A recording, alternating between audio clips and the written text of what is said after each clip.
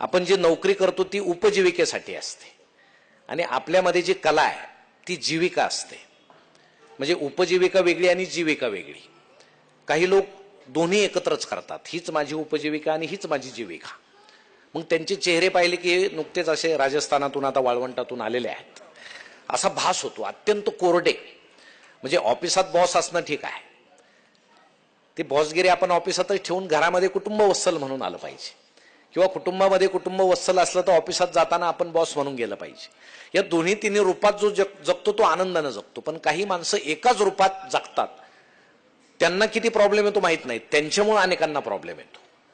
ही वस्तुस्थिती आहे की त्यांचं वागणं. आता कुटुंबामध्ये सेवानिवृत्त माणूस, आत्ता खान साहेबांनी सांगितलं, खूप बारकाईनं त्यांनी अभ्यास केला. तुम्ही रिटायर आहेत का खान साहेब? कारण मला अनेकदा तुम्हीच अनुभवाचं बोलता की काय असं पुन्हा पुन्हा वाटायला लागलं. परंतु हा जो निसर्ग आहे ना, हे जे करतो ते आपल्या फायद्यासाठी करत असतो. म्हणजे रिटायर होत गेलं, वय होत गेल्यावर आपल्याला ऐकायला कमी येतं याची तक्रार तुम्ही करू नका. ती निसर्गानं केलेली सोय आहे. कारण तुम्हाला ऐकण्यासारखं फार काही राहिलेलं नाही आहे, म्हणून तुम्हाला ऐकू येत नाही तेच चांगलं आहे. मुलगा आणि सून बोलते ना, फार कान देऊच नका. कान दिले की दुःखच तुमच्या पात्रात पडणार आहे, कारण ते तुमच्याविषयीच बोलणार आहे. आणि एकदा त्यांना म्हाताऱ्याची ऐकण्याची कॅपॅसिटी माहीत झाली की ते आज जाऊन बोलायचं कारण नाही, त्याच्या समोरही बोलतात. फक्त त्यांनी पाहिलं की चेहरा हसरा करायचा, काय नाही, तुमच्याविषयी आम्ही छान बोलतो. आपल्याला म्हातारपणी चांगलं दिसत नाही याचं दुःख बाळगण्याचं कारण नाही, कारण आपल्याला पाहण्यासारखं राहिलेलं नसतं जगामध्ये जे आपल्याला अपेक्षित आहे ते. म्हणून सकारात्मक भावनेने आपण खूप छान रिटायरमेंट नंतर सुद्धा जगू शकतो. हे मी रिटायरमेंट नंतर सांगतोय, अजय कुमारांना सांगत नाही, कारण त्यांच्यावर ही वेळ येणारच नाही. कारण काही माणसं असे असतात जे नोकरीच्या ठिकाणीही हवे असतात आणि कुटुंबातही हवे असतात, त्यातले ते आहेत. आणि काही माणसं दोन्ही ठिकाणी नकोशी असतात. ऑफिसात गेली की लोक म्हणतात हा घरीच बरा, घरात आली की लोक म्हणतात ऑफिसातच बरा, समाजात फिरले तर लोक म्हणतात हा दोन्हीकडे कुठेतरी गुंतलेला बरा. म्हणजे आपलं नकोसं होणं हे फार वाईट आहे. सगळ्यात गोष्टी वाईट कोणती गोष्ट? आपण इतरांना नकोसं होणं, आणि ते आपण जगतो म्हणून तसं नकोसं होतं. परंतु ज्याच्यामध्ये कला आहे, कला ही आयुष्यामध्ये हरितद्रव्याचं काम करते. आपलं आयुष्य ती आनंदी ठेवते. भले तुमच्यात साधी रांगोळी काढण्याची कला असो, ती रांगोळी तुम्ही काढल्यानंतर जो आनंद, जे आत्मिक समाधान तुम्हाला मिळतं ते खूप छान असतं. एखादं चित्र काढा. आमचा एक मित्र नेहमी म्हणायचा 64 कला आहेत, तो म्हणायचा माझ्यात 65वी कला आहे. आम्ही विचारायचो कुठली, तो म्हणायचा कुठलीच कला नसणं ही फार मोठी कला आहे. परंतु मी काय करतो मग, कुणी कविता म्हटलं तर छान म्हणतो, दुसऱ्याच्या कथा वाचतो, कुणी गाणं म्हटलं तर त्याला छान म्हणतो, मी प्रतिसाद देतो, ही सुद्धा कला आहे. म्हणजे कार्यइत्री प्रतिभा आणि भावइत्री प्रतिभा, या दोन प्रतिभा प्रत्येक माणसामध्ये असतात. एक निर्मिती करणारी प्रतिभा आहे कार्यइत्री प्रतिभा, ज्याच्यामध्ये ती आहे तो निर्मिती करतो, आणि ज्याच्यात भावइत्री प्रतिभा आहे तो आस्वाद घेतो. तुमच्यात कार्यइत्री नसली तरी चालेल, भावइत्री तरी पाहिजे. तुम्हाला काही चांगलं निर्माण करता येत नसेल, जाऊ द्या, नसेल, पण दुसऱ्यानं निर्माण केलं त्याला तरी चांगलं म्हणा. पण तुमच्यात तेही नसेल तर त्या कवितेप्रमाणे माकड आणि माणसातला फरक कळायला जरा अडचण आहे. की तुम्ही माणूस म्हणून जगताना दुसऱ्याच्या आनंदात तुम्ही सहभागी व्हा, दुसऱ्याच्या दुःखात आनंद शोधू नका. म्हणून मला वाटतं इतके वर्ष, जवळजवळ आता VRD मध्ये 37 वर्ष सेवा तुम्ही केली, आणि रिटायर होताना तुम्ही म्हणजे शरीरानंही तर दिसत नाहीच, पण मनानं सुद्धा अत्यंत तरुण आहात. आता सध्या नवीन पिढी रिटायर पर्यंत जाते की नाही हा फार मोठा प्रश्न आहे. कारण सगळं सेंद्रिय खत जायनाच आपल्या पोटात, सगळं रासायनिकच जाते. त्यामुळे इथून पुढे रिटायरमेंटचे कार्यक्रम कमी होतील. लोक म्हणतील रिटायर होण्याच्या आधी 4 वर्ष ते गेले बुवा. कारण मला वाटतं यमच ती जबाबदारी प्रमुख पाहुणे म्हणून स्वीकारण्याची दाट शक्यता आहे. त्यामुळे जोपर्यंत आनंदी आहे तोपर्यंत तरी आनंदी राहा. असे जागा की शेवटी तरी गर्दी झाली पाहिजे आपल्याला. तुम्ही पाहायला नसाल तर घरचे म्हणतील अरे खरंच चांगले होते, आम्हाला समजलं नाही इतके दिवस. पण शेवटी सुद्धा 4 माणसं मिळू नये ही फार वाईट गोष्ट आहे. की आपल्याला खांदा द्यायला सुद्धा जर कोणी नकार देत असेल तर आपण जगलोच नाही असं समजायला हरकत नाही. म्हणून हे जगणं अतिशय सुंदर आहे. पालवे सरांनी सांगितल्याप्रमाणे अतिशय छान आहे. टागोरांनी 65 नंतर चित्रकला सुरू केली. मला वाटतं ही जी कला आहे की अजय कुमार म्हटले की मी रिटायरमेंट नंतर लिहिणार आहे, सगळ्यात सुंदर गोष्ट आहे की तुम्ही व्यक्त व्हा, तुम्ही लिहा. वाचतंय कोण, किती वाचणारे आहेत, त्याचा प्रतिसाद काय होतो हे महत्वाचं नाही, आपलं आत्मिक समाधान व्यक्त होण्यामध्ये आहे. म्हणून आता सगळे व्यक्त होतात. व्यक्त झाल्यावर तुम्हाला किती बरं वाटतं. रात्री 1ला उठून काही बेचैन असतात, ते व्हॉट्सअपवर व्यक्त होतात, किती बरं वाटतं त्यांना. ते लगेच झोपतात आणि वाचणारे अस्वस्थ होतात. नाही, म्हणजे माणसं व्यक्त व्हायला फार टपलेले आहेत आणि आम्हाला व्यक्त होण्याची इतकी घाई झाली ना आता, म्हणजे कोणी सिरियस आहे समजलं तरी आम्ही श्रद्धांजली वाहतो पटकन व्यक्त. म्हणजे त्याला असं वाटतं की जगात सगळ्यांनी जावं, मोबाईल आणि मी दोघांनीच राहावं, असं सगळं घाई घाई घाई झाली आणि आम्ही हाताने अस्वस्थ झालो.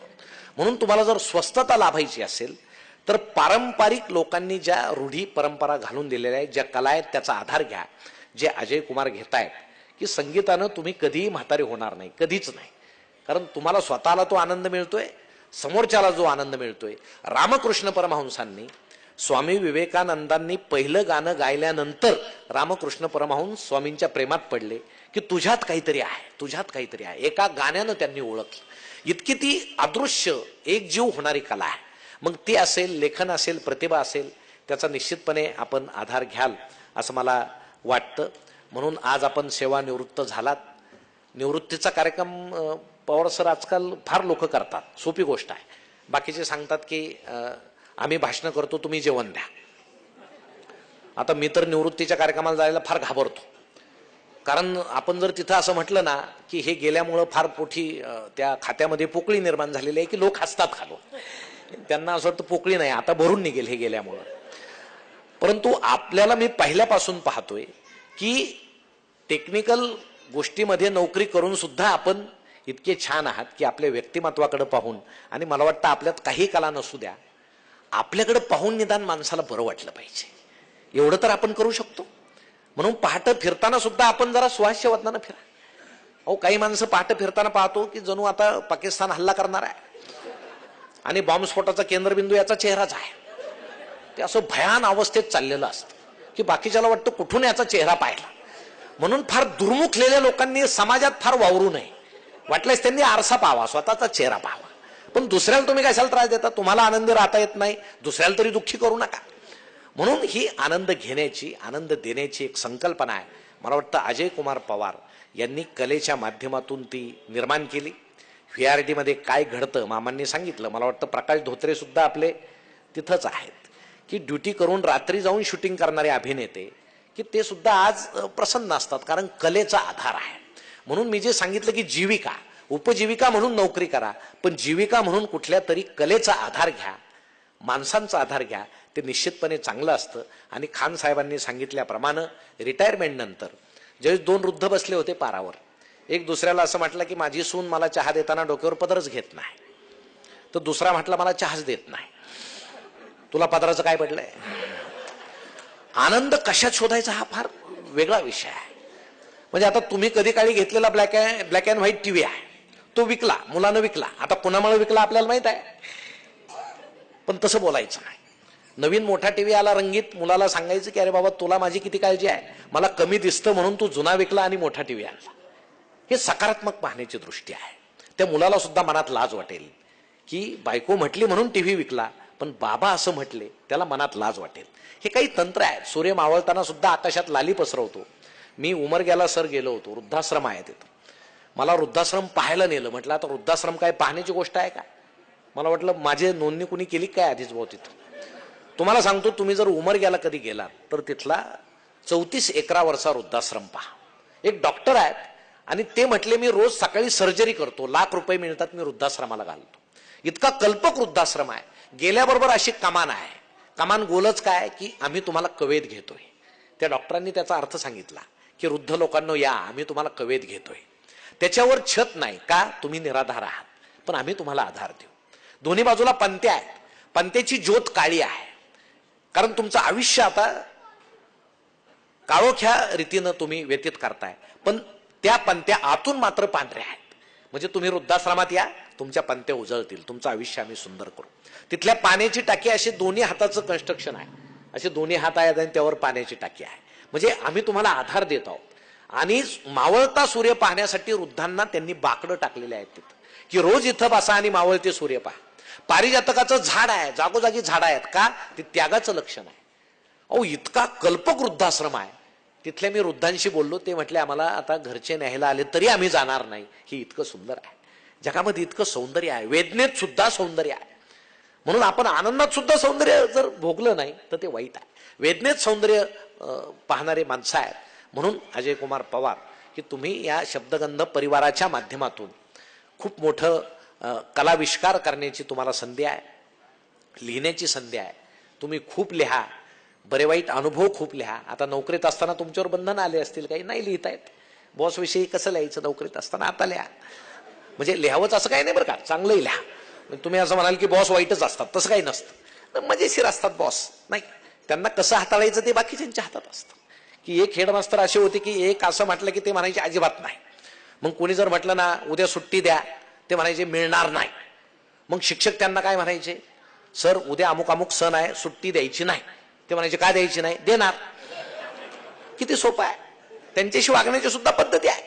हे सगळं कलेनं कौशल्यानं आपण शिकत असतो. हा अभ्यासक्रम कुठं नसतो, तो अनुभवाचा असतो. म्हणून आपल्या कलेमध्ये वाढ होत जावी. आपण असंच आपलं व्यक्तिमत्व अत्यंत सुंदर राखावं. वहिनींची आपल्याला साथ आहेच. घरातील स्त्री जर आनंदी असेल तर सगळं घर हे आनंदी असतं. वहिनींचा आपल्याला आधार आहे, आपल्या कलेला आधार आहे. आणि त्यांच्या दृष्टीनं आपली कला फार महत्वाची आहे. तुम्ही कलेत रमला तर त्यांनाही थोडंसं स्वातंत्र्य मिळेल बुवा. नाही, विनाकारण खान साहेबांनी सांगितल्याप्रमाणे घरात हे कसं केलं ते कसं केलं, तू नसताना घर चांगलं चाललेलं होतं ना इतके दिवस.